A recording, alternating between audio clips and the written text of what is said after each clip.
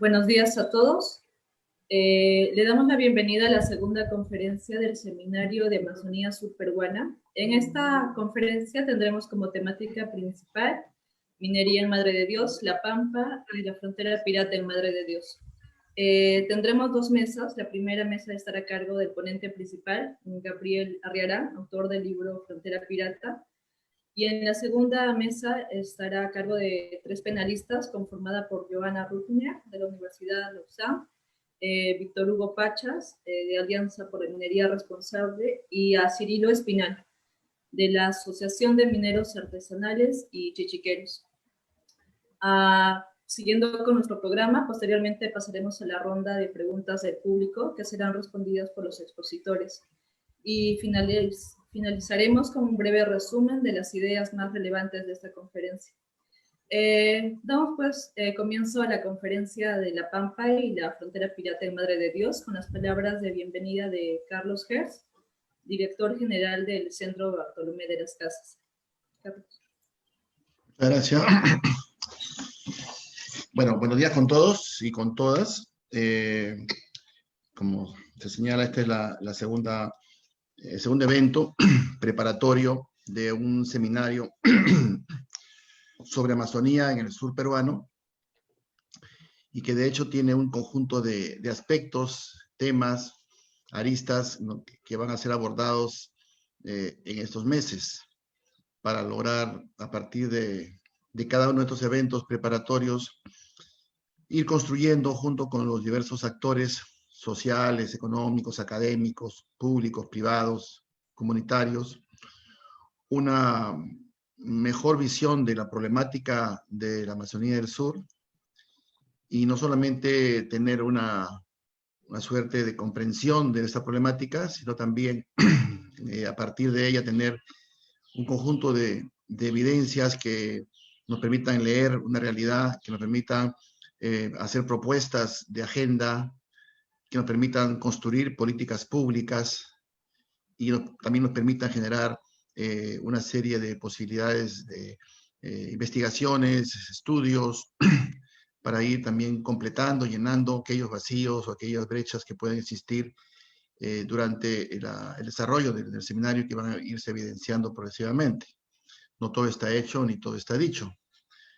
Como también el tema particular el día de hoy, donde a partir de esta importante conferencia, y que vamos a compartir los avances de Gabriel Arriarán, ¿no?, en relación a esta parte particular de la problemática en Madre de Dios, que está referida a la minería ilegal mayormente, ¿no?, aluvial, por las características ecosistémicas de este territorio, y que además no solamente va a tener que ser visto, creo que, y eso es un tema me imagino, de la discusión que surja, desde la propia visión de los mineros o personas que trabajan o están involucrados en esta actividad extractiva, sino cómo esta impacta, tiene efectos sobre un territorio de mucha fragilidad, pero además un territorio que formalmente es reconocido como diríamos, la capital de la biodiversidad en el Perú, y que muy poco se hace para poder aprovechar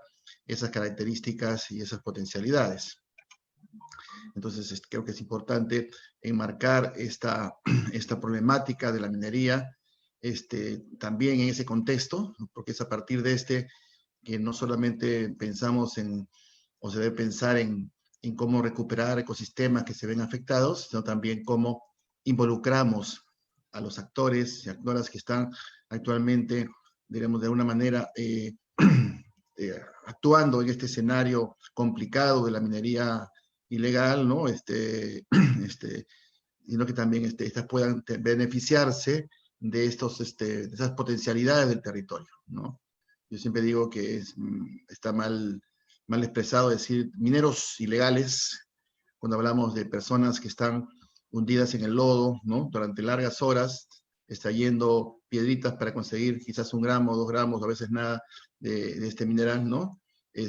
Cuando hay detrás todo un manejo económico silencioso, oculto, que se beneficia de toda esta práctica económica principalmente, ¿no? Entonces, en mi experiencia particular, muchas de estas personas quizás no quisieran hacer ese tipo de prácticas, sino que quisieran dedicarse a otras mucho más saludables, mucho más convenientes para su salud, para su vida, para sus familias, pero no siempre es fácil en este país garantizar los medios de vida en las condiciones de informalidad que caracteriza mayormente nuestra realidad. Es en ese contexto que creo que hay que trabajar y entender esta problemática de la minería, que tiene un simbolismo mucho más claro en Madre de Dios, está presente en todo el país, evidentemente, ¿no? Pero en Madre de Dios es mucho más notorio por las implicancias que tiene, por el deterioro ambiental, ¿no? Que se ha mostrado muchas veces, ¿no? Como parte de esta práctica, ¿no? Bueno, sin más, yo quiero otra vez saludarles a los expositores, a Gabriel, a Víctor, Hugo, a Johanna, a Cirilo y a Morelí por la moderación, ¿no? Y creo que la riqueza de las presentaciones va a dar también para el debate y para ir enriqueciendo los aportes que evento tras evento vamos a ir logrando en el marco de este seminario de Amazonía Superona. Desde el CBC, las gracias a todos ustedes y muy buenos días. Gracias, Carlos. Empezamos entonces. Les presentaré a Gabriel Arriará. Es licenciado en Antropología por la Pontificia Universidad Católica de Perú. MSc en Social Anthropology por London School of Economics and Political Science. Máster en Desarrollo y Cooperación Internacional por la Universidad Complutense de Madrid. Fue doctorando en Antropología y Etnografía por la Universidad de Barcelona y aceptado en la DEPIL en Antropología por la Universidad de Oxford, hasta que decidió abandonar la práctica académica de la disciplina para dedicarse al periodismo y la literatura. Ha investigado y ha hecho trabajo en campo durante 20 años en la Amazonía, actualmente director de Frontera Pirata, una plataforma de periodismo de investigación y crónicas periodistas especializadas en investigaciones en los márgenes del Estado, particularmente en trata de personas y minería ilegal. También ha colaborado con 2 investigaciones en Boca y otras plataformas del periodismo de investigación. Te damos la bienvenida, Gabriel.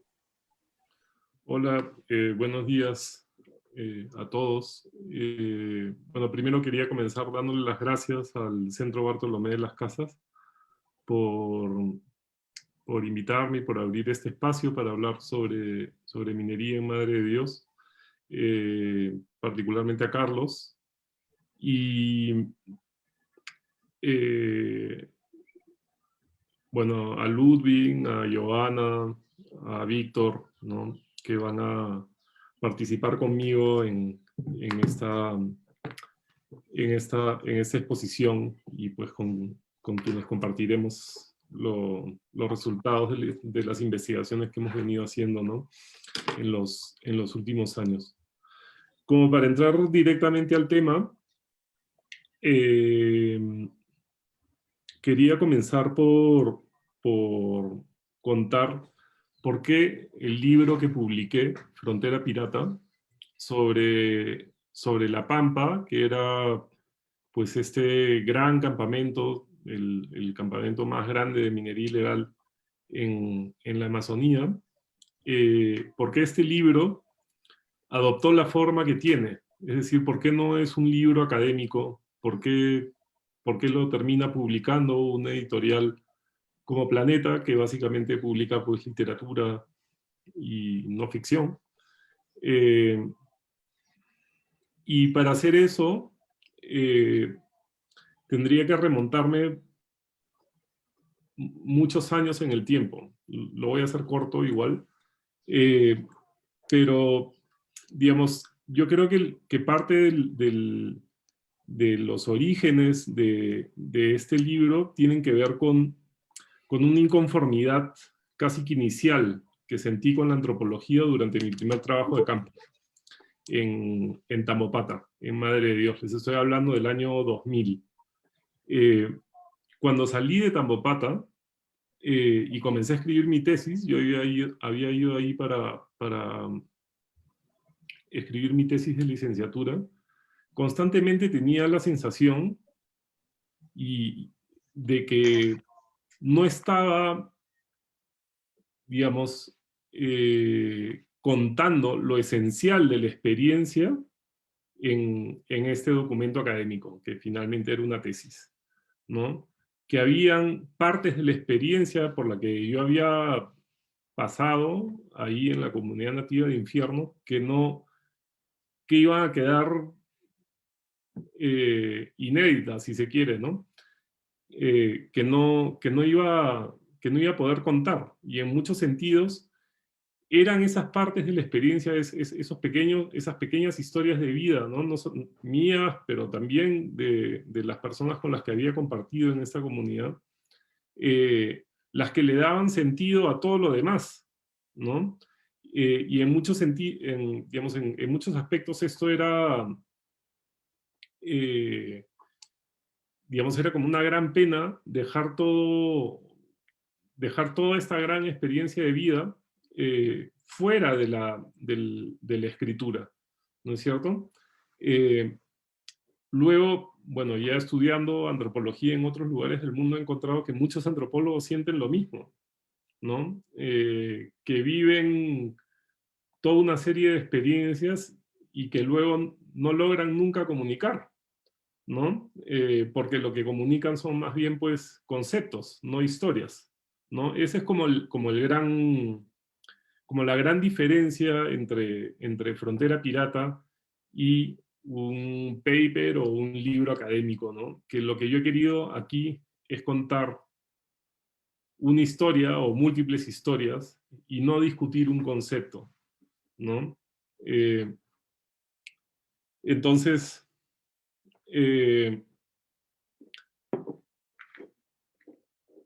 por otra parte, ya teniendo esta inconformidad inicial fue lo que me llevó a escribir literatura, en realidad, porque yo me gustaba leer literatura, pero nunca había tenido interés en escribirla hasta que salí de la comunidad nativa de Infierno, ahí en Tambopata, ¿no? Entonces, por otra parte, escuchaba en la católica, pero esto lo he escuchado también digamos, en otros países del mundo, ¿no? Una queja entre antropólogos que creo que es bastante generalizada y bastante común. La queja consiste en que la mayor parte de nosotros sabemos de la importancia de las contribuciones que podría hacer la antropología a distintos aspectos de nuestra vida pública, a políticas públicas, por ejemplo, eh, y sin embargo, pues pareciera que nadie nos hace caso, ¿no es cierto? O sea, que hay que estar repitiendo eh, o sea, lo importante que es la antropología para entender o para mejorar políticas públicas o para entender diversos aspectos de la humanidad en distintos lugares del mundo, y lo útil que puede ser, ¿no? Y esto pues es como un grito en una tormenta, ¿no? No se oye. Y con el paso del tiempo comencé a descubrir que no se oye no porque a la gente no le interese, sino porque no sabemos comunicarlo. Y porque las vías académicas para comunicar este tipo de investigaciones, pues hablan a otros investigadores y no a un lector cualquiera. Entonces, esto genera una comunidad académica que está muy cerrada sobre sí misma, que en muchos sentidos habla de la gente o de las gentes en general, de gentes en el mundo, por todo el mundo, ¿no? Pero no les habla a ellos, o sea, habla de la gente, pero no le habla a la gente, ¿no? Y bueno, cuando también ocurrió una casualidad con el inicio de este libro, cuando comenzaba pues a hacer el posgrado, estaba haciendo la maestría en el London School of Economics, y dio la casualidad o la suerte, no lo sé, que ese año justo cuando comenzaba la maestría, en octubre de 2008, cae Lehman Brothers en la bolsa de Nueva York, ¿no? Entonces, afuera de la biblioteca yo vi como un puñado pues, de estos aprendices, o más que aprendices, de aspirantes a millonarios que se van a estudiar al LSI, básicamente sentían como su futuro se les escapaba de las manos, así, y se les caía una lagrimita por la mejilla, porque no iban a encontrar chamba, pues, ¿no? Porque todos los bancos estaban quebrando. Y en ese momento, justo en ese momento, los precios del oro, que habían estado subiendo progresivamente en los años anteriores, se dispararon hacia la estratosfera ese día, porque el oro finalmente es una reserva de valor, ¿no es cierto? Entonces, ese evento que yo vi, o sea, la caída de Lehman Brothers en el 2008, que vi en Londres, mientras comenzaba a hacer el doctorado o el posgrado, tuvo un impacto en Madre de Dios, o sea, a miles de kilómetros de distancia de ahí, tremendo, ¿no? Porque fue ahí cuando comienza, no la minería ilegal, si se quiere, porque en realidad la minería ilegal se la declaró ilegal durante el gobierno de Humala, antes simplemente era minería, ¿no? Pero fue ahí que, digamos, comienza a extenderse la Pampa, o lo que conocimos como la Pampa, como este gran campamento clandestino de minería ilegal, ¿no? Entonces, cuando finalmente termino la maestría y me aceptan para hacer el doctorado en Oxford, una de las cosas que termino por entender ahí es que si concluía con este doctorado en la Universidad de Oxford, pues iba a convertirme inevitablemente en un académico, ¿no? Y eso hubiera sido una tragedia, creo, para mí al menos, ¿no? Porque no hubiera podido hacer un montón de otras cosas que hago ahora, ¿no? Entre ellas escribir lo que me da la gana y cómo me da la gana. Y eso, digamos, la escritura académica tiene una serie de restricciones, ¿no? Tienes en muchos casos que pasar por un comité de ética, por ejemplo, para poder publicar finalmente una tesis. Tienes que pasar por uno o más asesores de tesis, ¿no? Y no siempre esos asesores de tesis, pues, realmente conectan con tu tema de investigación. Y entonces lo que sucedió fue, ya, yo voy a hacer mi proyecto de investigación doctoral, pero lo voy a hacer por mi cuenta. Entonces voy a llevar ese proyecto de investigación, lo voy a llevar a Perú. Voy a volver a Madre de Dios y voy a hacer etnografía sin necesidad de pasar por la academia. Esa era la idea inicial o la intención inicial con la que comencé a escribir Frontera Pirata, ¿no? Mi intención era investigar, pero investigar en mis propios términos, ¿no? Y a ver qué pasaba. Lógicamente eso limitaba significativamente las posibilidades de acceso a financiamiento que podía tener. Y entonces tuve que buscarme un poco la vida para ver cómo hacía, ¿no? Cómo iba Madre de Dios, cómo me quedaba ahí. Entonces, digamos, el resultado de todos estos años de investigación tienen que ver con un trabajo de hormiga, de buscar consultorías o de buscar o de trabajar como periodista en pequeñas investigaciones que me llevaran a Madre de Dios para, digamos, de esa manera financiar la investigación que yo quería hacer. Y bueno, y ya estando en el campo, pues recorrer pues, unos metros extras para buscar la información que yo necesitaba, ¿no?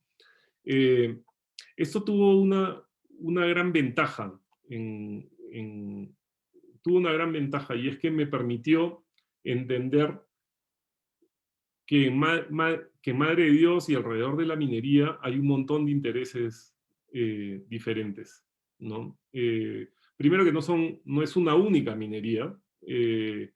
La minería que se hace en La Pampa no es igual a la minería que se hace en Huaypetue, y esa minería pues no es igual a la que se hace en el Malinovskí, y la minería que se hace en el Malinovskí no es la misma que se practica a bordo de una draga en medio de un río, ¿no? Entonces hay muchas minerías en Madre de Dios, hay muchas organizaciones mineras en Madre de Dios,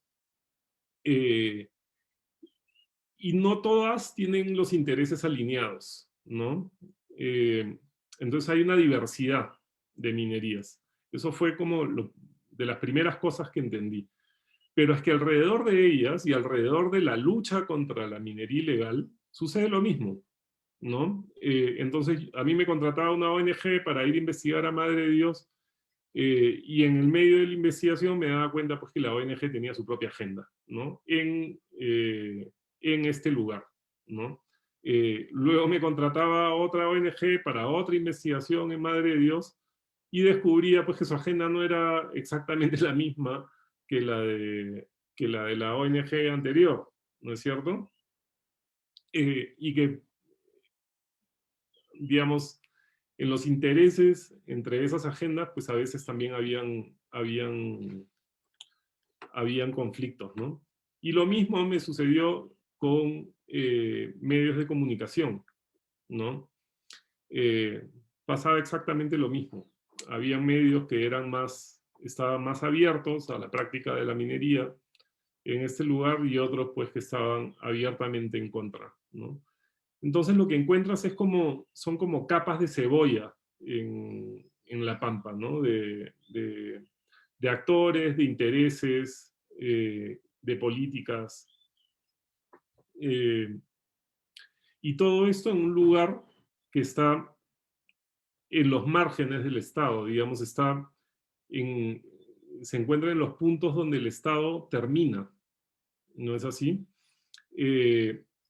Entonces, otra de las cosas que buscaba hacer era, bueno, ya, ¿cómo transformo teoría etnográfica, como por ejemplo este concepto de margen y frontera, ¿no?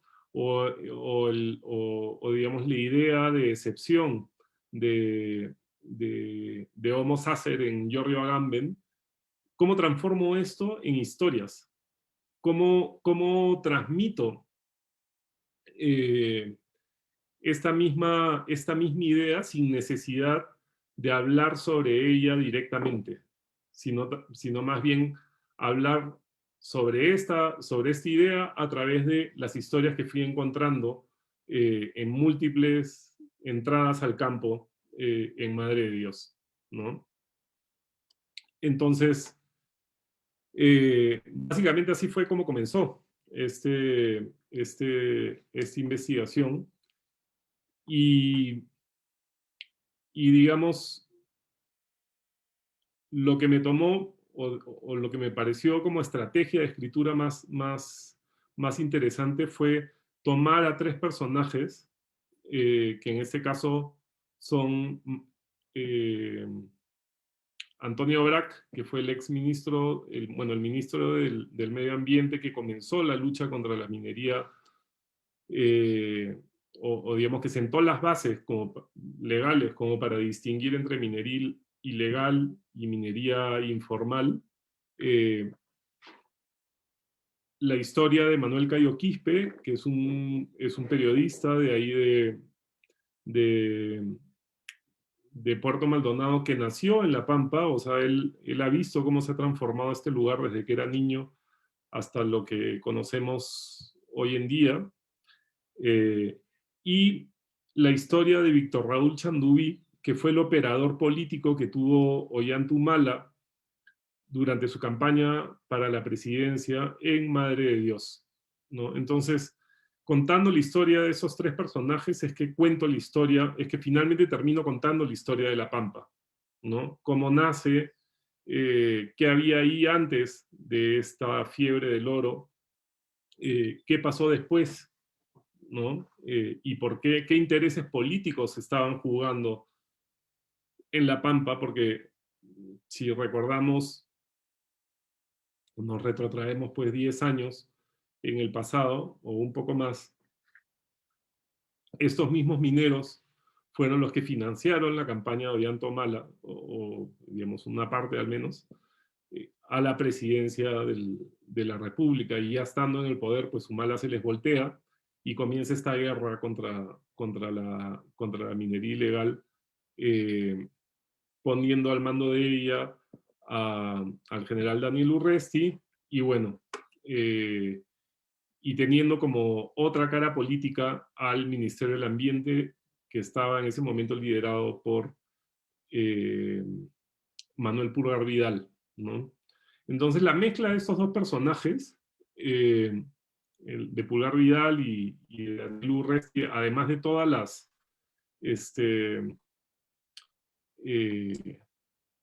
digamos, de todos los intríngulis políticos que han habido tras bambalinas sobre qué se hace con la minería ilegal o qué no se hace con la minería ilegal en el Estado, terminó por configurar algo, un fenómeno que ya se está repitiendo en varias partes del mundo, ¿no? Entonces, tú entiendes qué cosa representa Manuel Pulgar Vidal y qué representa Daniel Urresti por otro lado, ¿no? Entonces piensas, bueno, ecología y Daniel Urresti, fascismo. Juntas a los dos y lo que tienes es ecofascismo en el gobierno de Ollanta Humala. Y esto llevó a toda una serie de violaciones a los derechos humanos y de violencia de Estado en la región de Madre de Dios. Se declaró la emergencia en el 2014 y luego durante años se estuvo renovando el estado de emergencia en Madre de Dios. Eso significa que digamos, los derechos de las personas se hallaban suspendidos, y se suspendieron casi que de forma indefinida. O sea, había un estado de excepción de facto que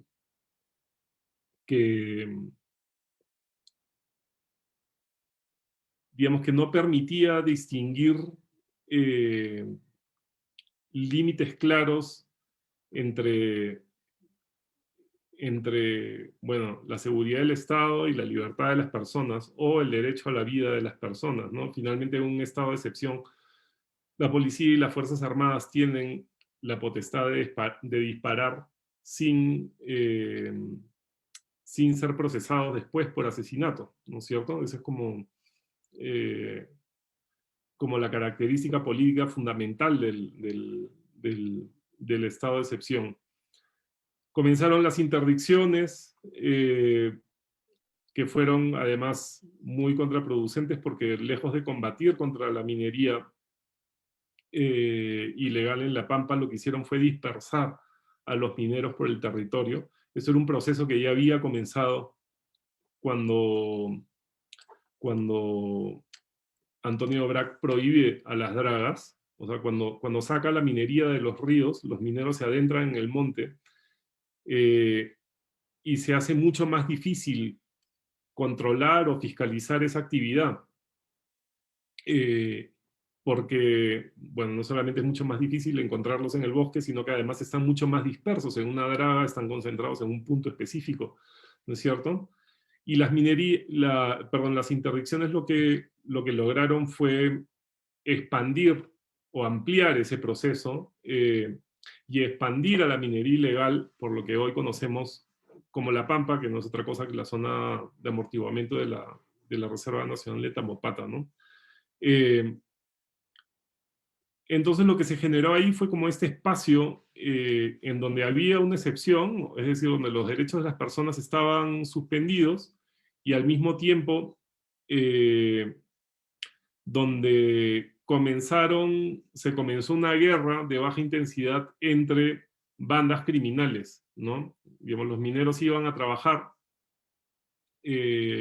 ponían sus motores, y habían bandas de extorsionadores o de asaltantes que les cobraban cupos o directamente les robaban el oro que extraían de ahí de la pampa. Y que por lo tanto los forzaban a contratar a otras bandas criminales como protección o como seguridad. Y eso terminó pues con el asesinato y con, bueno, de mucha gente inocente, con la desaparición de mucha gente, con el descubrimiento de fosas comunes en este lugar. En general, La Pampa pues es una gran fosa común, no solamente por los asesinatos, sino también por los accidentes de trabajo que hay ahí. Y así fue como pasé a, digamos, por ejemplo, a contar la historia de estas tres mujeres, que es una historia bien trágica en realidad. Es una mujer que fue a trabajar fue a trabajar a un bar a La Pampa, termina asociada a una banda de asaltantes, la detienen,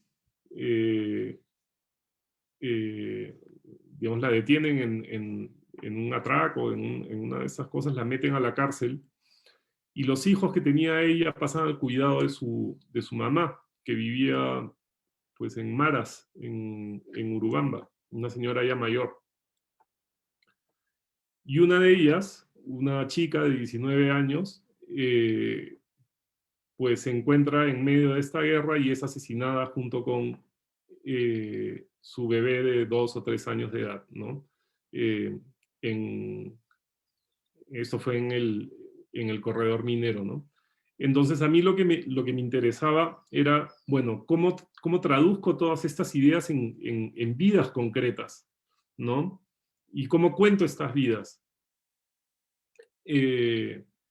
Y bueno, eso fue finalmente, digamos, en eso terminó finalmente Frontera Pirata, que es el libro que publiqué con Planeta, ¿no? Es cómo es la respuesta a esta pregunta, ¿no? ¿Cómo traducimos desde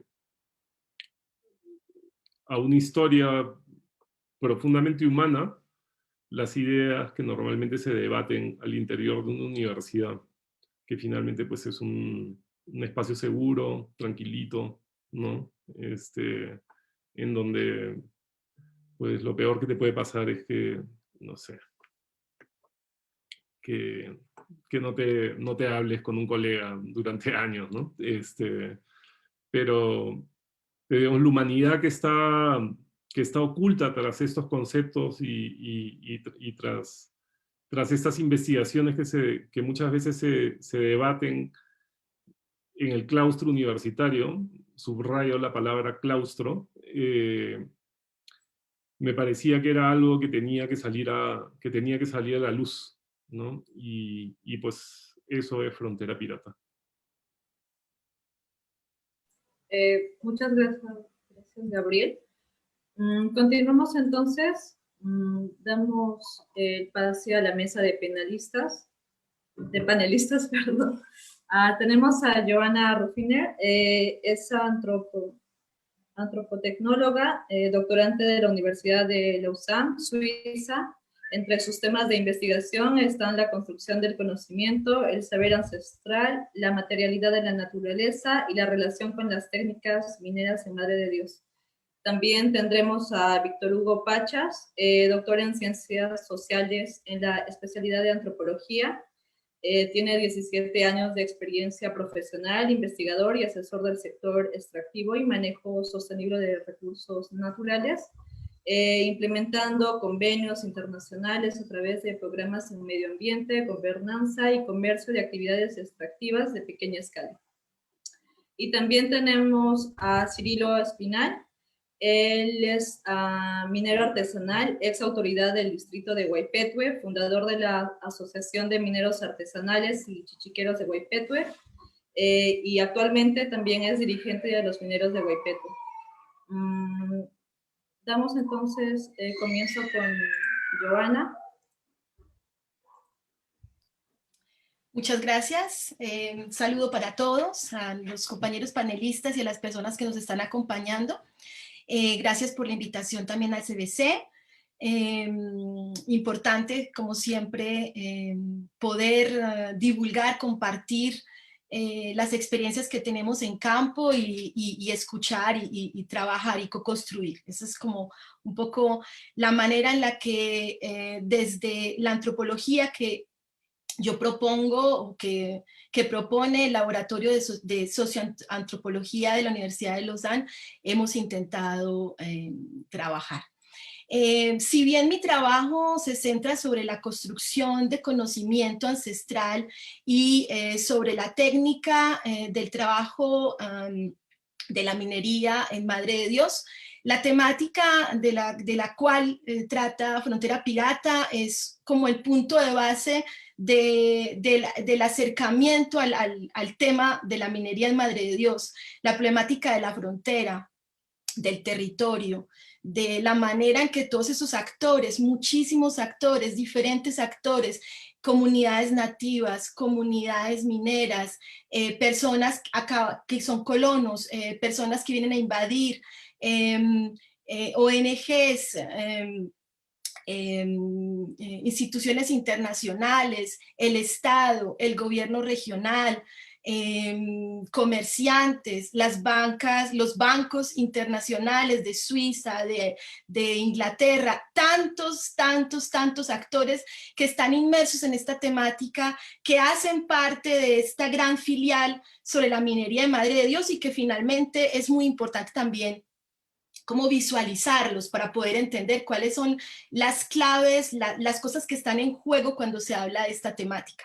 El territorio entonces está dividido, está visto, está pensado, está corporalizado de maneras muy diferentes para cada uno de ellos. Tanto las comunidades nativas lo van a ver de una manera ontológica, donde el territorio está vivo, hace parte de ellos, como también puede ser un Estado que ve el territorio simplemente como un mapa y una frontera que quiere controlar, y como vemos en el trabajo de Gabriel, no puede controlar, ¿no? Me parece muy interesante la manera en que Gabriel propone abordar y compartir la temática de la minería de Madre de Dios, porque esto hace parte de estas nuevas perspectivas, de estas otras formas de llegar a diferentes actores públicos para tratar estos temas tan sensibles. Para ser más conscientes de lo que pasa en estos lugares, para comprender más cómo podemos conjuntamente todos trabajar estas problemáticas y llegar tal vez a encontrar soluciones conjuntas. Precisamente eso es parte de la experiencia que yo tuve durante algunos años en un proyecto de co-construcción de mejoras tecnológicas en Madre de Dios, donde precisamente una de las cosas interesantes era entender la diversidad de la minería en Madre de Dios, que tiene que ver también con toda la granulometría del oro, de la región, un oro muy fino en ciertas partes, un oro laminado en otros, que hace que sea muy difícil recuperarlo, y que la tecnología existente en la región pareciera ser, aunque ustedes puedan dudarlo, pareciera ser una de las mejores, no porque sea de las más responsables para el medio ambiente, no porque sea una de las que más va a generar producción, sino porque finalmente es tan complicado recuperar el oro de Madre de Dios, tan complicado, que esta es por el momento una de las mejores. Es tan real esto que les digo, que llevamos 20 años de trabajos de transfer tecnológico en la región y no se ha podido mejorar. Siguen siendo las técnicas locales las que priman y las que siguen utilizándose en toda la zona. Conocí mucho más desde mi experiencia las zonas de Mazuco, de Ilinambari, de Unión, de Laberinto, hacia Madre de Dios, que La Pampa. Digamos que La Pampa es un sector donde yo menos trabajé, ya que yo estaba trabajando con mineros que estaban en vías de formalización. Y durante esos años que intentamos hacer este trabajo de mejoras tecnológicas, nos vimos enfrentados a esa guerra de la que seguramente hablaremos ahorita más en la conversación, de esa guerra que se comenzó a enfrentar desde el Estado, desde el MINAM, que bombardeaba los lugares de minería informal en Madre de Dios. Lo que nosotros vivimos durante ese periodo era que sobre todo se bombardeaba las zonas del corredor minero, donde empezó a haber esta poca frontera, precisamente donde se borró esta frontera entre lo informal y lo ilegal, y entonces todos los mineros terminaron siendo ilegales. Y para ellos fue un dolor tremendo. Fue una manera muy respetuosa del Estado de no reconocer los grandes esfuerzos que estos mineros con los que nosotros estábamos trabajando para hacer estas mejoras tecnológicas, que el Estado estaba ignorando. El minero había, los concesionarios mineros, grupos mineros, cooperativas mineras, habían capitalizado un poco de dinero para poder pagar el proceso de formalización, que es extremadamente caro. Sinceramente, viendo otros procesos de formalización en otros lugares del mundo, el proceso de formalización de Perú es extremadamente caro para mineros artesanales, lo que hace que ellos alguna vez hagan, ¿no? Empiezan a tener digamos, paguen ciertos procesos que son necesarios, ¿no? Los estudios, los abogados, pero que cuando no han visto que realmente se puede avanzar en ese momento, estamos hablando de 2014, 2015, que no se podía avanzar en el proceso de formalización y que por ende lo que estaban recibiendo era realmente un desconocimiento de todo el proceso y todo el esfuerzo que estaban haciendo el Estado y estaban siendo bombardeados.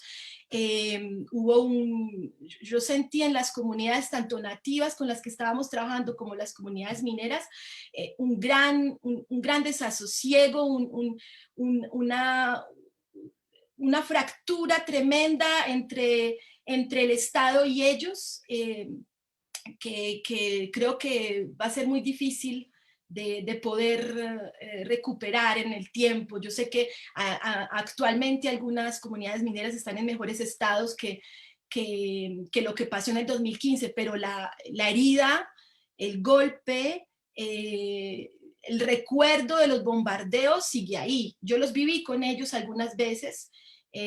No sé si algunos de mis colegas, imagino que Cirilo lo vivió también, sé que fue muy difícil ver a los niños llorando porque escuchaban, tenían miedo, sentir los aviones que pasaban, los helicópteros.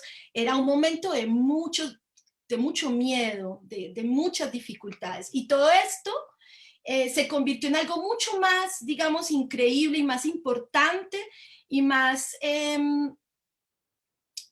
interesante a mostrar, que realmente todo el esfuerzo del proceso de formalización que estaban haciendo los mineros. Y digamos que esa es una de las cosas que para mí es bastante complejo y bastante interesante,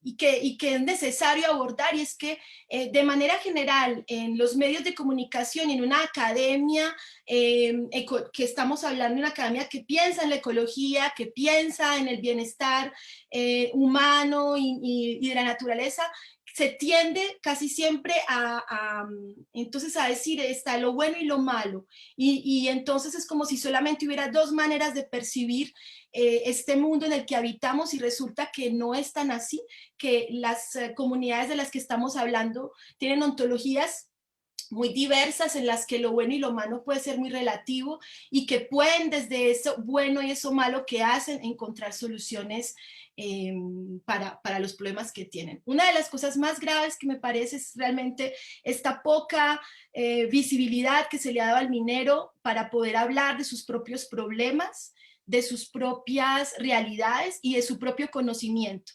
Y desde esa perspectiva, lo que hemos visto casi siempre es que cuando se llega con un proyecto de transfer tecnológico o con un proyecto desde el Estado, o los propios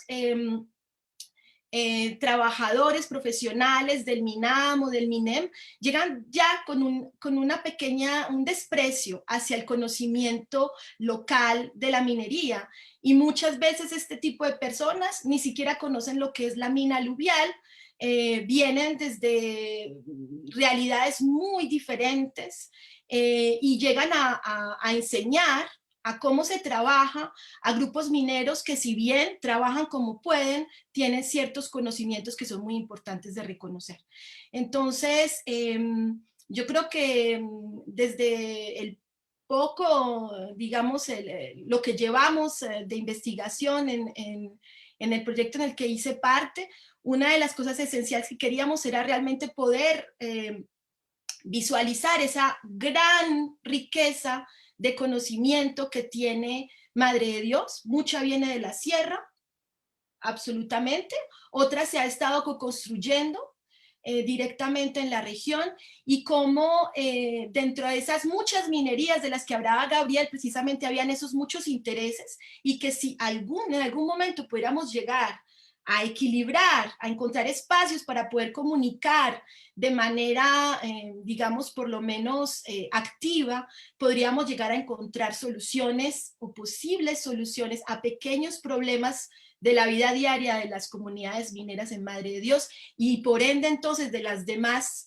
personas y de los demás sectores que viven en la región, ya que el problema de la Pampa, el problema del corredor minero, es el problema de Madre de Dios, y parte de esta sobreposición de territorios y de esta gran diversidad de maneras de vivenciar, de sentir, de apreciar, de consolidar, de concebir el territorio.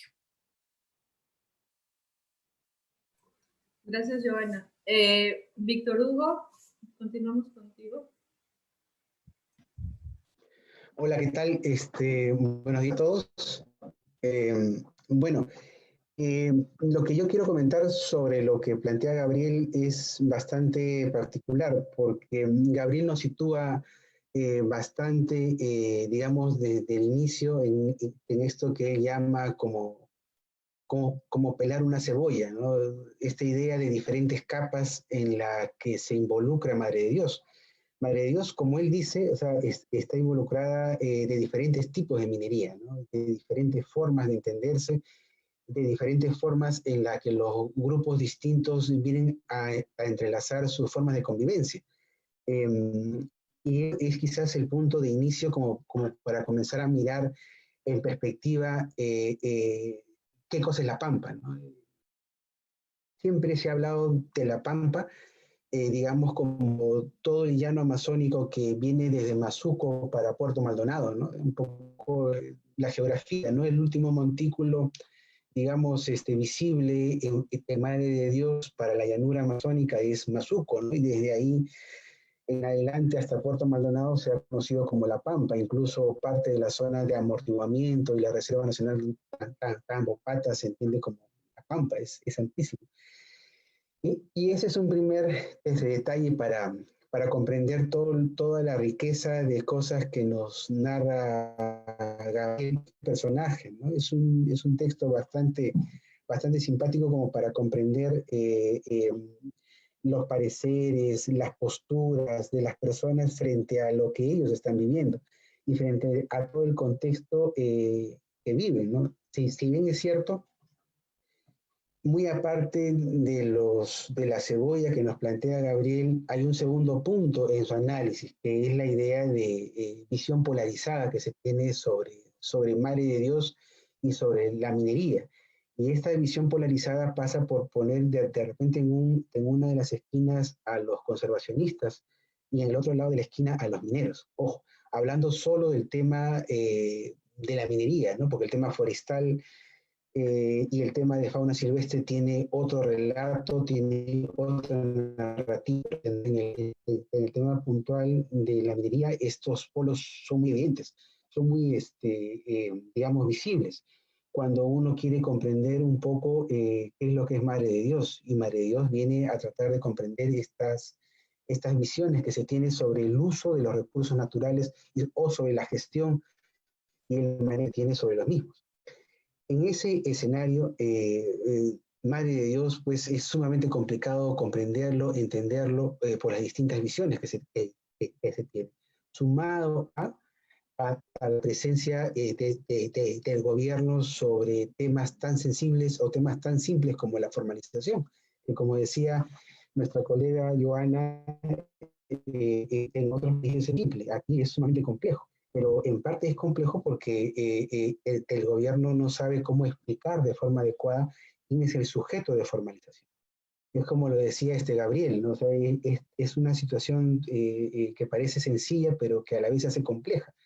Y yo siempre pongo el ejemplo por ejemplo, que Gabriel tiene su casa, ¿no? Y está alquilando el segundo piso. Y de repente yo le alquilo el segundo piso a Gabriel, ¿no? Y Gabriel pues me lo alquila, él viene el primero, yo en el segundo, y de repente pasa el gobierno y nos dicen, bueno, todos formalícense. Y yo voy a inscribirme a formalizarme en el piso que me alquiló Gabriel. Y eso explica un poco, cuando lo llevamos al terreno de la formalización, quién es el sujeto que se debe formalizar, yo o Gabriel, ¿no? Entonces, ahí hay una situación que es compleja entender desde el gobierno. Y lo otro que se suma al análisis que plantea Gabriel es esta idea, cuando nosotros pensamos en tema de Dios, pensamos pues que la solución es ya formalicemos, entendamos de que estos mineros pues no quieren entender de qué es formalización, ¿no? Todo lo que decía Joana, ¿no? Hay muchas situaciones de conflicto que están vivido allá en la medida de que querían rescatar la formalización. Pero cuando nosotros nos ponemos a pensar en cuánto invierte el Estado en formalización, caemos en cuenta de que lo que invierte el gobierno peruano en formalización, en cifras oficiales que se encuentran en la página web del Ministerio de Economía y Finanzas, es que en formalización el Estado invierte menos del 1% del presupuesto anual que tiene el Ministerio de Energía y Minas. Y la cifra es bastante irrisoria cuando queremos pensar en, en las 24 regiones del país más una provincia constitucional. Entonces, pensemos de que esta minería tiene muchas limitaciones, tal y cual como lo presenta Gabriel en el caso de La Pampa, pero estas limitaciones tienen un sinfín de variables que es muy difícil comprender o aterrizar, ¿no? Ahí en el chat nos presentaban alguna propuesta pues, de la comercialización, ¿no? Y el Banco Minero quizás puede hacer eso una solución, pero lo prioritario es lo que nos dice Gabriel. Y lo que nos dice Gabriel y que nos pone sobre la mesa es que hay una situación sumamente compleja entre los sujetos que están interactuando en territorios donde se están haciendo minería. Están los agricultores, están los nativos, y cómo es que se estructuran estas relaciones y que lamentablemente no llegan a ser comprendidas desde una política pública. Ahí está el tema principal, y creo que el gran aporte que tiene Gabriel a la discusión sobre la minería en Madre de Dios es precisamente esto, poner sobre la mesa de que las visiones son distintas, de que las interacciones entre estos actores sociales es complejísimo, y que pues estamos frente a una actividad minera en crecimiento constante, ¿no? Y lo cual debería ser abordado seriamente por el gobierno peruano. Pero lamentablemente, como hemos visto en los últimos 20 años, la formalización y la minería en pequeña escala es un tema recurrente siempre en elecciones, ¿no? Y eso limita mucho los procesos porque se lleva el tema de la minería más como un tema político que como un tema de actuar de las políticas públicas.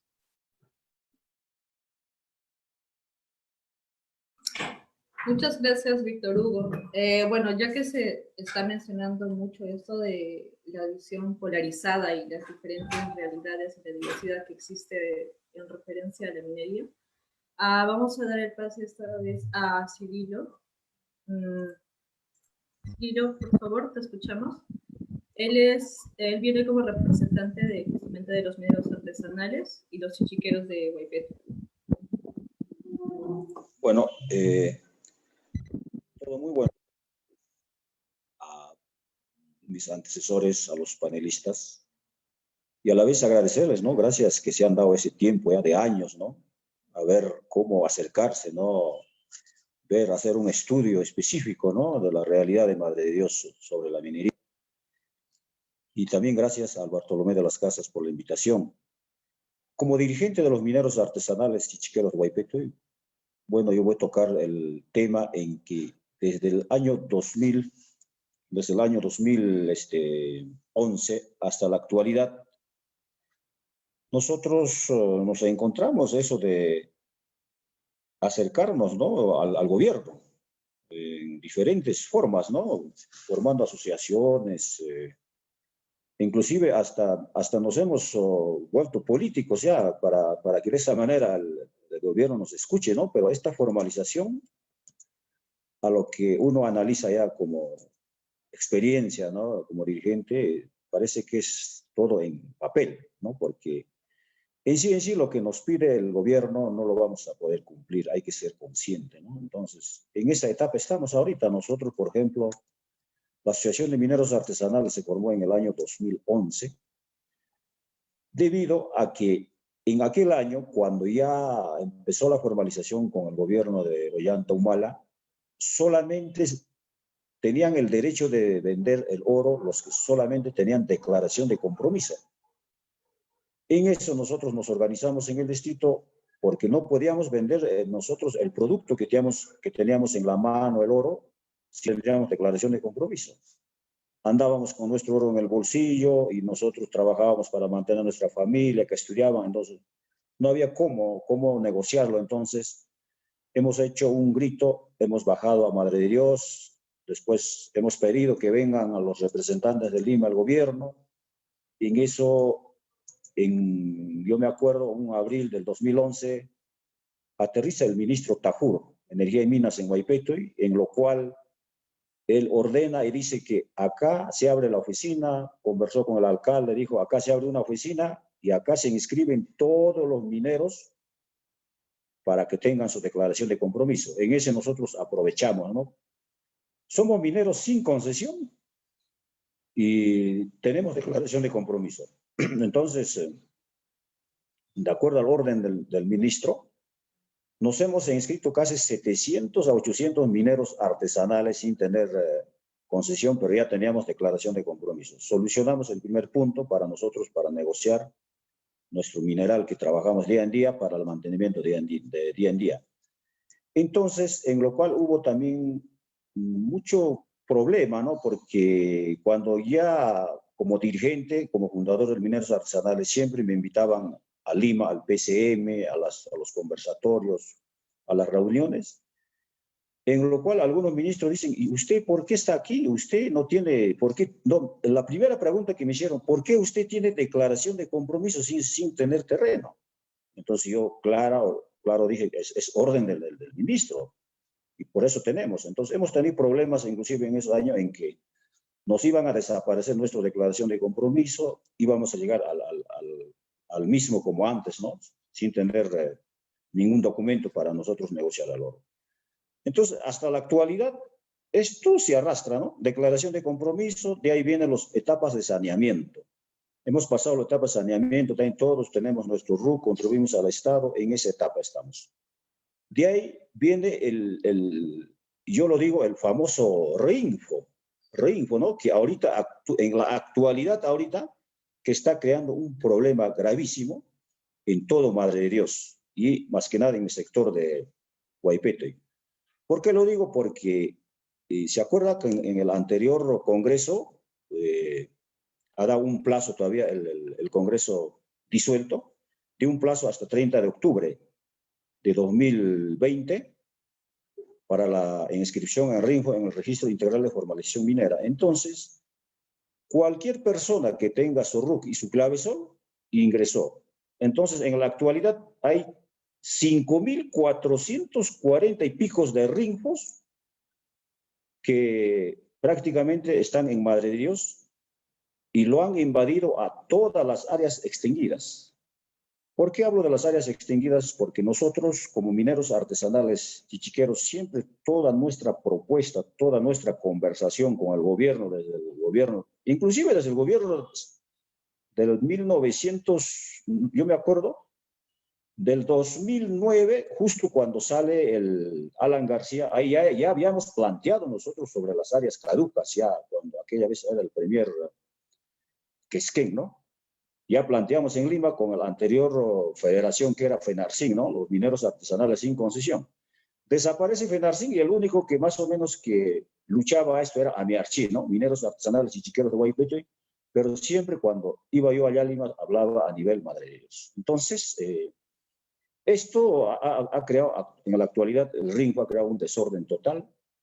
Nosotros hemos presentado propuestas, cantidad de propuestas al Ejecutivo. También en el Congreso hemos expuesto para que estas áreas extinguidas ya de una vez pasen a manos de los que no tienen, ¿no? Entonces, nosotros de alguna manera, ¿no?, nos formalizamos ahí y ya ser responsables también de esas áreas en donde estamos trabajando. Algunos ya estamos posicionados en esas áreas extinguidas, la mayoría, pero en la actualidad nos encontramos en que aparecen con RINFO, inclusive mineros concesionarios que tienen terreno, que mineros que nunca no lo hemos visto porque nosotros nos conocemos ya a nivel distrito, a nivel Madre de Dios, quienes realizan la actividad minera. En lo cual, la mayoría de mi asociación pues se dedica a la minería artesanal, ¿no? Y nosotros trabajamos 5 o 6 clases, tipos de minería, 5 tipos de minería, ¿no? Trabajamos, por ejemplo, todavía la minería ancestral. Hay compañeros que trabajan solamente pura batea. No matan ni un zancudo. Tenemos otra minería, por ejemplo, el chaclero, ¿no? Cuando una quebrada crece y arrastra de los costados el mineral, se trabaja con chaclero. Tampoco no se utiliza ninguna clase de motor. Otro todavía que trabajan mis compañeros todavía en las riberas de los ríos, solamente con carretilla y utilizando también un motor 5, ¿no? Otro es el arrastre, ¿no? Al pie de la cumbre, ¿no? Arrastre donde hay una altura, trabajas arrastre, ahí sí ya un poco que nosotros también contaminamos ya un poco y también los árboles, ese lo dañamos, ¿no? Entonces, ese es el tema en la actualidad en Madre de Dios y hasta ahí ya estamos caminando. Y nosotros preocupadísimos. ¿Por qué? Porque prácticamente nos están arrinconando con este RINFO que le ha dado, pues, como decir, libertad de trabajo casi a todas las personas, ¿no? Entonces, hasta el que no hacía minería ahora se ha vuelto minero con el RINFO. Y nosotros preocupadísimos, como ya tenemos antecedentes de estos áreas extinguidas, en que nosotros éramos prácticamente los que estábamos interesados en las áreas caducas ante el gobierno para que de una vez nos den, para que nosotros nos formalicemos. Entonces, ahorita, en una cuadrícula de área extinguida, ahí existen 25, 30 RINFOs, en lo cual la ley dice bien claro que todo el que tiene RINFO tiene el derecho, ¿no? Tiene el mismo derecho para trabajar. Entonces, ahorita nosotros actualmente nos encontramos en este problema. Yo la semana pasada ya tuve una reunión en Madre de Dios, con el congresista y también con la de la comisión y con el gobierno regional, en lo cual ellos se pusieron y me dijeron que estamos presentando una propuesta para que de una vez pase pues estas áreas extinguidas en manos de los que legalmente ustedes que están preocupados y quieren formalizarse en eso. Entonces, esto no creo que suceda porque si bien, claro, pasaría en mano de todos los que están trabajando en sí, nos van a dejar, parece que a la mitad a un lado y también la mitad va a beneficiar a las nuevas personas que se han inscrito en el RINFO. Entonces, esa es nuestra preocupación de nosotros y estamos pensando más o menos presentar una propuesta que legalmente que beneficie pues al minero que está 5 años, 10 años en esas áreas, que está cuidando, que está luchando, pensando que algún día el Estado le va a entregar esas áreas, ¿no? Entonces, en eso estamos hasta el momento, ¿no? Y también gracias, ¿no? a Gabriel, ¿no? Porque él se ha arriesgado bastante, ¿no? Se acercó un poco, ¿no? Donde prácticamente la Pampa, ¿no? Por culpa de la Pampa, a veces nos han satanizado a nosotros la minería, ¿no? Por culpa de la Pampa salen estas leyes de 1100 al 1105. Porque en mi zona la mayoría de los mineros en mi distrito ya estamos en proceso de formalización, ¿no? Con maquinaria, están trabajando al pie de la altura. Más o menos están cumpliendo, aunque sea en papel, lo que dice el Estado, ¿no? Están cumpliendo en documentos, ¿no? Pero no sé hasta dónde llegaremos con esto, a lo que uno analiza como dirigente. Yo creo que esta formalización prácticamente a Madre de Dios nos ha dado por única y última vez hasta el año diciembre de 2021. No sabemos qué pasará más allá. Ahí estamos nosotros también, los mineros artesanales sin concesión. Tenemos RINFO y ya hemos empezado a presentar nuestro higajón, aunque sea en el vacío, ¿no? Pero nosotros conversamos telefónicamente con los funcionarios de Lima, ahora que por la pandemia que no se puede ir a reclamar presencialmente. Ellos dicen, en el RINFO, el higajón no pide el titularato que quieres titular, solo pide que tú estés haciendo la minería. Estamos haciendo la minería. El quien le habla está haciendo una minería en área extinguida. Yo estoy haciendo, me estoy formalizando. He presentado mi higajón. Yo estoy trabajando a rastro como minero artesanal. La mayoría de la asociación estamos en esa etapa. Pero la preocupación nuestra es en que no tenemos todavía una base que nos diga que este es el terreno de ustedes y acá están formalizando. Nos estamos formalizando en áreas extinguidas, previa conversación. No tenemos ningún documento. Los funcionarios nos dicen, está bien, hagan, cumplan, pero si va a haber un funcionario que diga, cambie un funcionario que diga, señor, este no va porque está en área extinguida, no tiene ningún documento. ¿Quién les ha dicho, no? Entonces, nosotros estamos en la espera y también pedimos el apoyo, ¿no? También del gobierno regional y de los congresistas. Hemos pedido apoyo para que ellos también que planteen de acuerdo a la actualidad que nosotros estemos, que ya estamos avanzando con nuestro higajón. Entonces, ese es el tema en que yo como dirigente puedo tocarlo, esta problemática de la minería en nuestra región de Madre de Dios. Muchas gracias, Cirilo. Pasamos a recoger entonces las preguntas que hicieron el público. Hay una pregunta general para todos los participantes, que es, antes de la formalización de derechos, donde el papel aguanta y todo se genera en conflictos de superación de otros derechos, ¿no sería mejor controlar más efectivamente la comercialización del oro con la obligación de bancarizar todas las transacciones? Voy a pasar a leer todas las preguntas, anotan los ponentes. Para Gabriel Larriará, ¿cómo conciliar el discurso académico y el periodístico para manifestar un sentimiento, una idea o propuesta respecto a lo que sucede en La Pampa? También le dicen, su crítica a la falta de humanismo del discurso académico es clara. Quisiera saber si la forma en la que usted expresa los sentimientos o la experiencia de la gente también tiene algo que le hace falta. Para Joana, la actual tecnología que se utiliza para separar el oro es la adecuada en términos ecológicos y de la salud física. También hay otra pregunta para ella, que es, ¿cuáles son los principales inconvenientes para la formalización minera?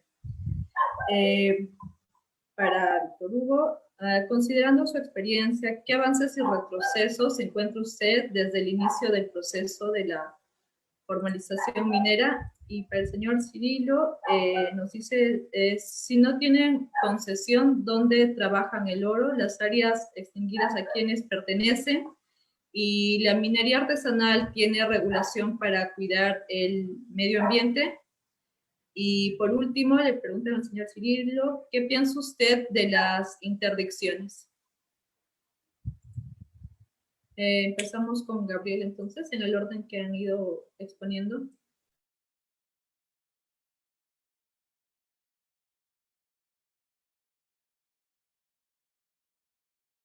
Gabriel, tu micro, por favor.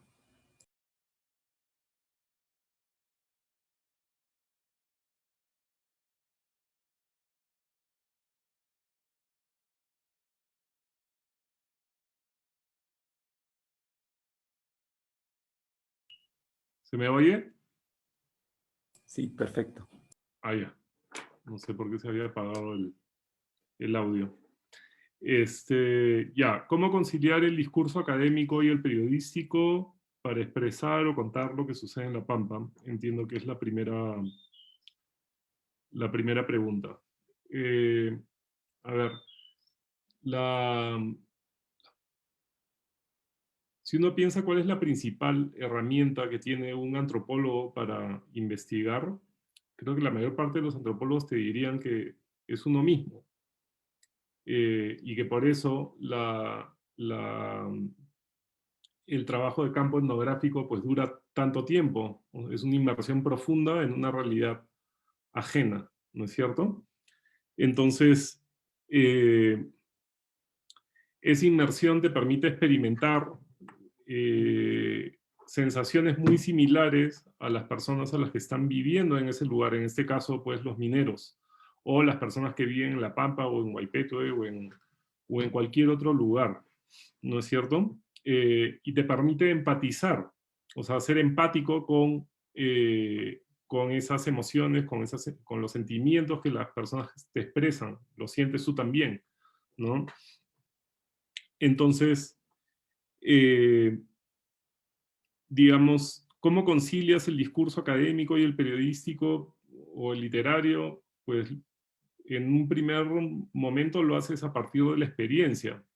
Lo haces viviendo lo que viven las personas en el lugar en el que estás investigando, ¿no? Ahora, la experiencia la experiencia es lo primero, o sea, tienes que ir ahí y compartir y vivir con la gente,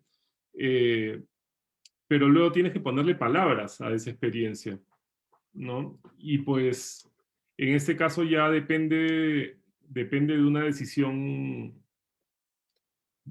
¿Qué palabras le pones? Si esas palabras son académicas, si son literarias o si son periodísticas, pues eso ya depende de cada uno, ¿no? Y depende también de a quién quieras comunicar lo que has experimentado durante esa investigación. Si quieres comunicarla a colegas en una universidad, pues escribes un libro académico o un paper, ¿no es cierto? En mi caso, yo quería comunicarla a un público más amplio, y el lenguaje académico pues no me servía. Tenía que escribirlo de manera más... tenía que describir esa experiencia y la experiencia de las personas que compartieron conmigo en esa investigación de manera mucho más directa, si se quiere, ¿no? O sea, es como contarle a un amigo lo que has visto, lo que te han contado, ¿no? Creo que así es como se concilian esos discursos. O sea, en el trayecto puedes seguir pensando en, bueno, ya, esto es un concepto sobre tal o cual, ¿no? O esto podría responder a esta discusión académica o a la otra, pero no deja de ser el proceso el mismo, ¿no? O sea, tienes que... Mi idea, en todo caso, cuando comencé a escribir Frontera Pirata, fue investigar la minería ilegal o la minería en Madre de Dios como antropólogo, pero no para escribir antropología, o no para escribir antropología en el sentido clásico del término, sino para escribir literatura, ¿no? Para contar historias, porque las historias que surgen en el trabajo de campo pues son millones y son la mayor parte de ellas muy interesantes y muchas también muy locas, ¿no? Entonces tienen un gran potencial para la literatura, las historias que encuentras y además el trabajo de campo también es una experiencia favorecedora,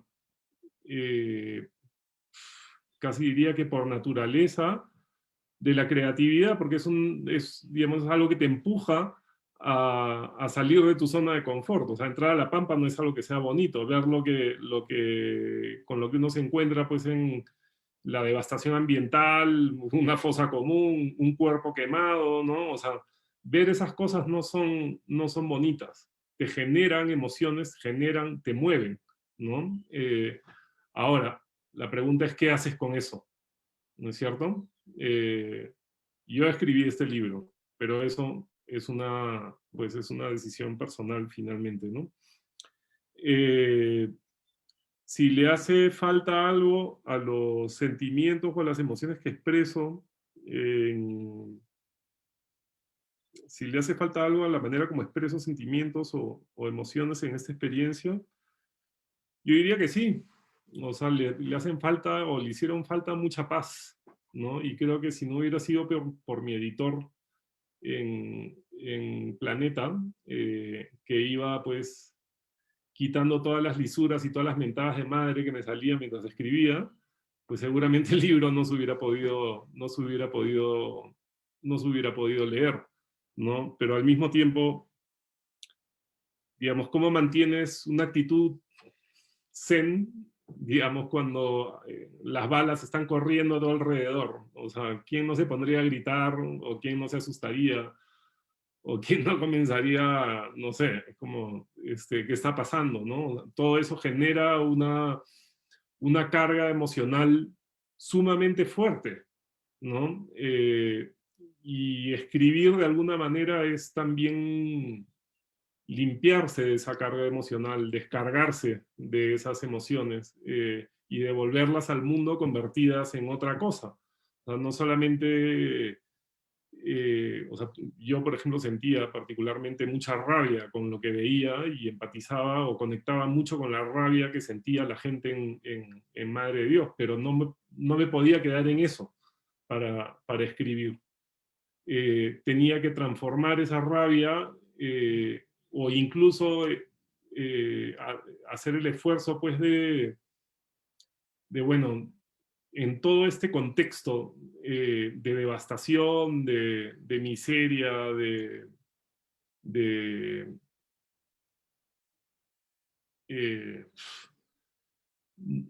¿dónde está la belleza? ¿No? O sea, ¿cómo encuentro belleza en un lugar como este? Eso era un súper reto, ¿no? ¿Dónde encuentro humanidad? ¿Cómo puedo encontrar humanidad en una fosa común? ¿No? Ese tipo de preguntas eran las que, digamos, me saltaban a la cara cuando iba a Madre de Dios, o cuando escribía también, ¿no? Entonces, si le hace falta algo a la manera como expreso mis emociones o mis sentimientos en este libro, pues diría que lo que no van a encontrar, eso es seguro, es paz mental, porque finalmente esto es un contexto de guerra y bueno, quien puede mantener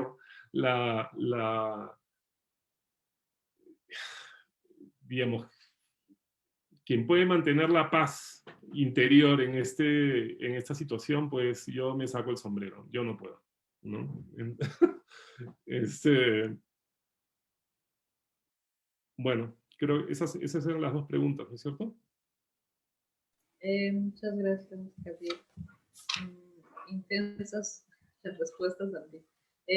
Joana. Bueno, frente a la pregunta sobre la actual tecnología, ¿no?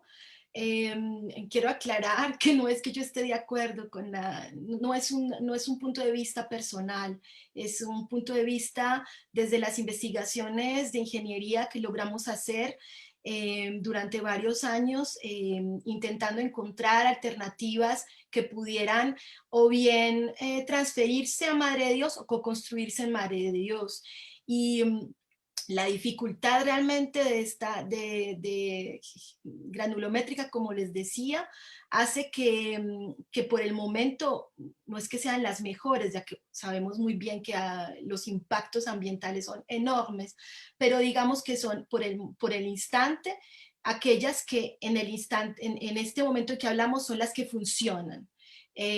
Yo creo que uno de los grandes desafíos que tiene toda la zona amazónica es poder encontrar tecnologías que sean responsables, que sean ambientalmente concebidas desde una perspectiva ambiental y que permitan otro tipo de perspectiva de la minería, ya que uno de los grandes problemas de la minería Madre de Dios es que tiene una idea, tiene una percepción de lo grande, que es una de las cosas que voy a decir luego.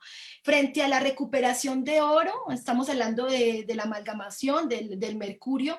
Precisamente también nosotros estuvimos haciendo una investigación de varios años intentando encontrar una tecnología que fuera mejor, y ese es el gran desafío. Ahí hay un enorme desafío, ya que el mercurio por el momento es el que mejor recupera el oro, no el laminado, el oro fino. por el momento otra posibilidad sería el cianuro, y sabemos que sería todavía más catastrófico, sería peor todavía para todo lo que significa agua, la Amazonía, reserva de agua, nacimientos de cochas, en fin, tanto agua. Para mí la Amazonía, cuando pienso en la Amazonía, pienso realmente en pueblos anfibios, y el cianuro sería terrible. Entonces, digamos que por el momento, con lo que yo quisiera que compartiéramos hoy es decirles que no hay en este momento una tecnología que realmente esté pensando, que realmente sea apropiada para la Amazonía, que pueda tener realmente tanto una perspectiva económica como humana como social. Ese es el gran desafío de la ingeniería local y mundial, y después está qué queremos para la Amazonía, pero eso obviamente son los actores locales que tienen también que decidir.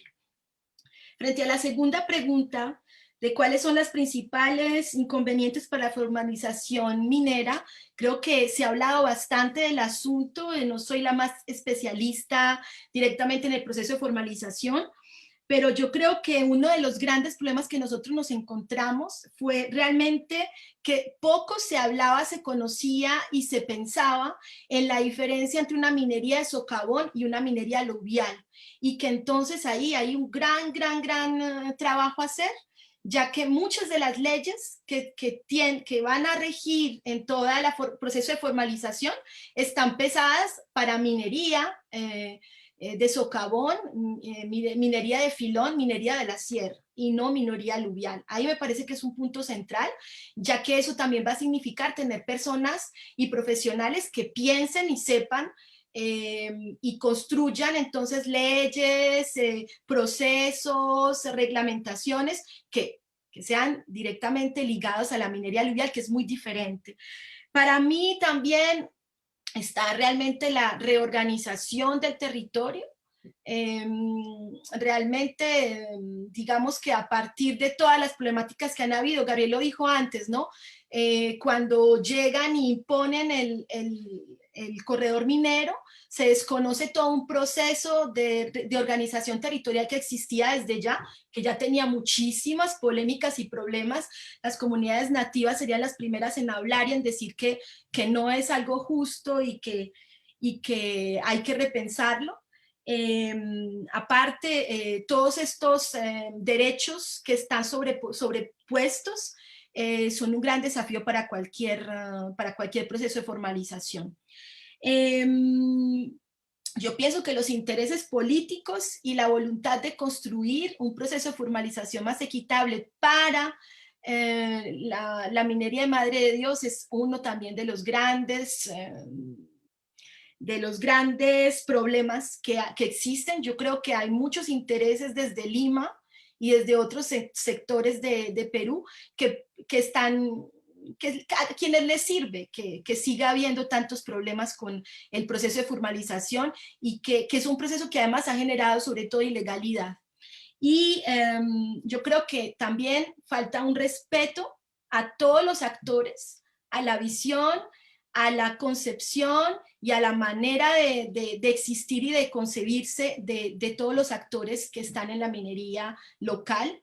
Y como les decía, lo último, la visión de grandeza y de pequeñez, lo voy a hablar así, es mi propia traducción de la situación, pero es esta idea de que muchos mineros con los que trabajamos pensaban que todo era muy pequeño, y realmente cuando uno habla de nombre de hectáreas, número de hectáreas, tamaño de territorio es enorme. Entonces, como si todo fuera pequeño. Y desde el afuera, yo, una colombiana extranjera en Perú, yo lo veo enorme, pero para ellos todo es pequeño. Y creo que ahí también hay algo que es muy importante trabajar dentro de este proceso de formalización, poder llegar a un consenso de estos puntos que acabo de decir. Muchas gracias, Giovanna. Víctor, ahora te escuchamos a ti y después a... Bueno, lo que yo puedo responder principalmente sobre dos consultas que hicieron respecto a los avances y retrocesos en términos de formalización. Yo creo que la cuestión es clara. Primero que hay que definir de que a la fecha, a 28 de enero del 2021, en el Perú se han implementado dos procesos de formalización. Primero, iniciado desde el año 2002 hasta el 2014, si es que no me equivoco. Perdón, del 2002 al 2016 y el del 2017 hasta la fecha de hoy. Los dos procesos han tenido muchas limitaciones y no han logrado formalizar a los mineros. Yo soy un poco, digamos, crítico en ese sentido, ¿no? Y yo, por lo menos lo que las cifras oficiales dicen en la página del Ministerio de Energía y Minas es que del 100% de mineros que están inscritos en REINFO, que es el registro de mineros formalizados, solamente el 2.7% se ha logrado formalizar. O sea, estamos hablando de que casi 70.000, menos de 2.000 o 3.000 quizás están formalizados, y eso es bastante, digamos, irrisorio cuando uno mira las cifras, ¿no? Entonces, yo soy crítico en el sentido de decir que el Perú, en términos de formalización, ya agotó todos los esfuerzos por formalizar esta actividad. Quizá mi recomendación, siempre digo, es mirar que quizá alguna organización o empresa internacional se ocupe del proceso de formalización en el Perú, porque podría darle mayor fluidez, mayor, digamos, agilización en los procesos. El Estado en los últimos 20 años de formalización ha demostrado mucha lentitud y procesos inconclusos, lo cual nos lleva a suponer de que en los futuros 10 o 20 años la situación va a ser la misma. Por lo menos yo, que lo veo desde hace 17 años, lo que concluyo es que no ha cambiado nada. Entonces, falta mayor voluntad política, falta mirar el problema en perspectiva y no mirarlo como una cuestión coyuntural de elecciones presidenciales, y eso es una limitante. Entonces, luego cuando uno mira quizás algunas experiencias, como decían en los comentarios, quizás el Banco Minero puede ser, recordemos que el Banco Minero se ocupaba del tema era como un paraguas de formalización para algunos mineros, por ejemplo, de Dios, allá por la década del 70, el 80, hasta primeros años de la década del 90. Pero funcionaba no solamente como un paraguas de formalización, sino que se ocupaba de la comercialización. Es decir, de que había muchísimo mayor interés de del gobierno peruano por manejar la producción y la comercialización. Son dos cosas distintas. Y el volumen de mineros y el volumen de producción de oro era muchísimo menor que la que se utiliza hoy en Perú. Solamente para Madre de Dios, las cifras extraoficiales hablan de casi 20 toneladas de oro producidas al año. Entonces, eso es inmanejable en términos de paraguas para formalización y mucho menos para comercialización. Si el gobierno peruano actualmente no se da abasto para la formalización, mucho menos se lo va a dar abasto para comercializar. Incluso también cuando hablan de la marca de sello Perú, eso es muy debatible, muy cuestionable, ¿no? Por la capacidad digamos, de quién se ocuparía de ese proceso y el presupuesto que eso demandaría. Entonces, hay algunas experiencias donde las situaciones tipo Banco Minero funcionaban. Por ejemplo, el Evo, que es la empresa boliviana del oro en Bolivia, funcionó entre el año 2012 y 2015, 16, en Ribera Alta, ¿no? Allá en la zona fronteriza Perú-Boliviana. Y de una u otra manera, el Evo, como empresa boliviana del oro, se ocupaba digamos, de la formalización de la zona de Azoval y se ocupaba también de la comercialización. Funcionó algunos años como una experiencia exitosa en minería en pequeña escala, Bolivia, pero tuvo sus limitaciones cuando Azoval incrementó su producción y el Estado boliviano no tenía la capacidad para comprarle el oro.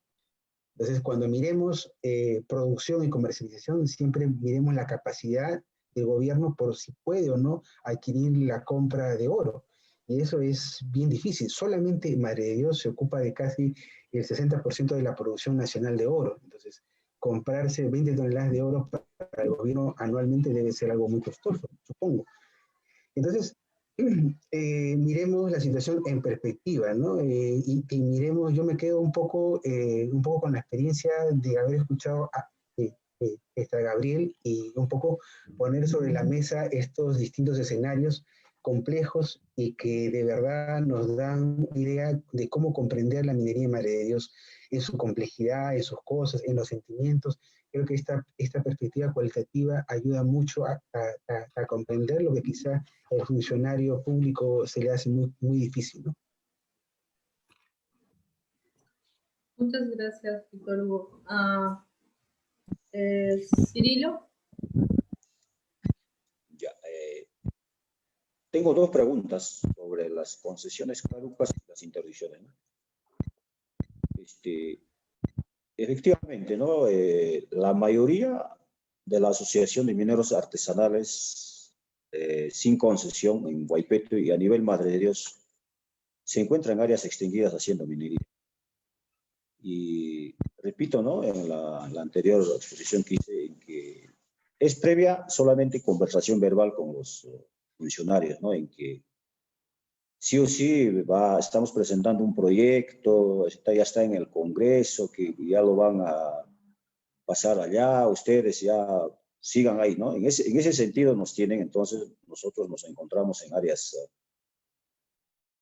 extinguidas casi el 70%, el 30% están en áreas tituladas, ¿no? En que también estamos pidiendo, le rogamos a los concesionarios para que nos firmen un contrato de explotación, y ese no va a pasar, no va a suceder, porque el concesionario dice que no, el volumen, no se puede en una cuadrícula firmarles un contrato de explotación a ustedes, y además no hay ninguna ley que le puede decirle al titular, ¿no? Firmarle un contrato de explotación, solamente es voluntad del concesionario.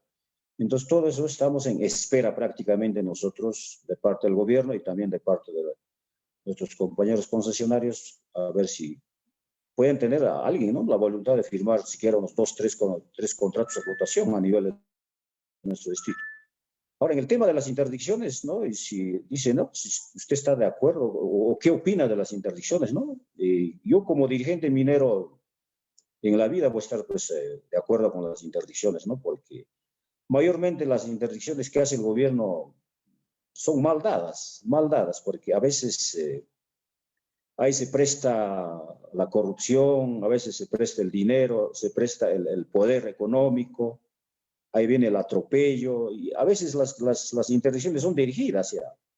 No, en sí no lo interdictan al minero que deberían en sí interdictarlo, ¿no? Entonces, esos casos nosotros como dirigentes ya sabemos, y no estoy de acuerdo con las interdicciones en ningún parte, ¿no? de nuestra región, porque usted sabe, somos trabajadores mineros, a veces el sacrificio de adquirir una herramienta y de la noche a la mañana perderlo es triste. Entonces no estaría de acuerdo también con las interdicciones. Ese sería Tengo una pregunta más que no lo he entendido, no sé si me podría repetir. Gracias, señor Cirilo. A ver, ¿cuál pregunta? Creo que esas eran las únicas respecto al proceso de concesión, y sí, la siguiente era sobre las interdicciones. Eran esas dos. Sobre el proceso de formalización. Claro, si usted desea puede hablarlo desde su propia experiencia, ¿no? Pero ya contestó en realidad las dos preguntas. Sí. Sobre el proceso de formalización, ¿verdad? Que esta formalización va a continuar, ¿no? Porque en sí las leyes salen a nivel Madre de Dios, ¿no? Pues ya habló Joana, dijo, por ejemplo, los mineros de socavón, e inclusive a nosotros a nivel nacional ya nos miran mal. Por culpa de ustedes, ahorita sale esta ley y nos afecta también a nosotros. Eso es lo que nos dicen nuestros compañeros también que trabajan en socavón, ¿no? Entonces había un tiempo en que nosotros hemos entrado inclusive en unas discusiones, ¿no? Por culpa de Madre de Dios, en ese plan, ¿no? Pero este proceso de formalización a veces avanza, a veces un poquito que quiere, que calienta, se enfría. Los cambios de gobierno, el momento en la actualidad que estamos ahorita, que no sabemos si va o no va, cambio de funcionarios, cambio de director, cambio del gobierno regional. O sea que en ese plan estamos hasta el momento. Nos dicen cumplan, cumplan, pero bueno, nosotros estamos cumpliendo con todo, pero en sí, cuando nos damos cuenta, parece que estamos en nada, ¿no? En sí, cuando uno se da cuenta, en sí todo es papel, ¿no? Y al final, cuando uno analiza, te encuentras en el mismo en que has empezado a trabajar, igualito estás, no has avanzado casi nada, ¿no? Claro, en documentos, en papeles, claro, se hace todo, ¿no? Pero en sí, esto también por el descuido del gobierno, ¿no? El gobierno solamente saca las leyes, saca a sus funcionarios, hagan esto, pero en el campo poca presencia del gobierno, poca presencia del Adren de Madre Dios. También hemos tocado ese punto y nos han dicho que no hay presupuesto, le dan 50.000 soles para un año, no dan ni para pagar a los funcionarios. Entonces, todas esas decadencias, la formalización no está yendo para mí muy bien. Ese sería el respecto de la formalización. Muchas gracias. Muchas gracias, Cirilo. Bueno, a modo de ir concluyendo con este segunda conferencia del seminario de Amazonía del Sur, vamos a rescatar las ideas principales que se han dado. Creo que lo más relevante de toda esta ponencia ha sido visibilizar estas diferentes visiones, estas diferentes realidades. Nos han hablado también sobre las diferentes comunidades que existen en Madre de Dios, ¿no? Comunidades mineras, desde la experiencia de Gabriel, las ONGs, las instituciones extranjeras, también cómo entra y cómo es la relación que existe entre los actores de Madre de Dios y el Estado. Esta relación que está fracturada, ¿no? Muchas veces, y creo que el principal problema de que haya esta fractura es que no se escuchen estas diferentes voces, estas diferentes visiones, se haga caso omiso de estas diferentes realidades que hoy le han ido exponiendo y con usted, señor Cirilo, ¿no? Un poco también contándonos desde la experiencia de cómo viven y cuál ha sido su proceso desde empezar desde la formalización, su proceso. Incluso nos han hablado sobre las diferentes formas de minería. Personalmente desconocía que aún se practica la minería artesanal, ¿no? También se han hablado de las diferentes estructuras e incluso se ha hablado del espacio geográfico, ¿no? Nos hablaron un poco de desde qué lugar hasta qué lugar se le considera la Pampa, por ejemplo, que no solamente es determinado por un espacio físico geográfico, sino también muchas veces más entra el ámbito de, digamos, de la idea, de lo ideal, ¿no? Bueno, quisiera dar entonces por concluido esta segunda conferencia, agradecer a todos los ponentes de esta mesa, agradecer también a todos los organizadores y bueno, a modo de despedida también, quizás puedan los organizadores y todos los ponentes encender su cámara para ir pues, cerrando este evento, esta conferencia. Muchas gracias.